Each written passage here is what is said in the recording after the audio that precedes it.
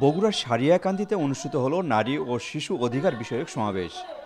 নারী ও শিশু অধিকার ফোরামের আয়োজনে সারিয়াকান্দি সিনিয়র মাদ্রাসা মাঠে বুধবার বিকালে এই সমাবেশে সমাজের নারী ও শিশু অধিকার নিয়ে প্রধান অতিথির বক্তব্য রাখেন বিএনপির স্থায়ী কমিটির সদস্য সেলিমা রহমান।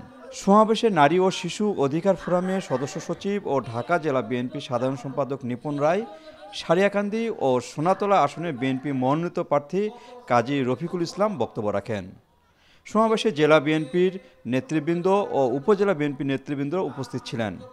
সমাবেশকে কেন্দ্র করে বিকেল থেকে সারিয়াকান্দি বিএনপি নেতাকর্মীরা এবং সাধারণ মানুষ দলে দলে যোগদান করেন ওই সমাবেশে।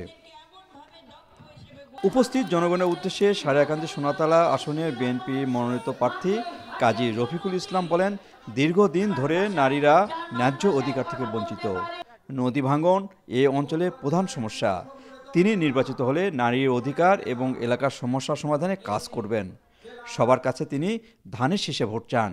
পাশাপাশি বগুড়া ৭ আসনে মনোনীত প্রার্থী বিএনপির চেয়ারপারসন বেগম খালেদা জিয়ার জন্য দোয়া চান। এই জেলার মানুষ বিএনপিকে ভালোবাসে, ধানের শীষকে তাদের অন্তরে লালন করে। এই দেশের মানুষ আজকে তাই অহংকার করে বলে যে ধানের শীষে ভোট দিলে আমরা পেট ভরে খেতে পারি।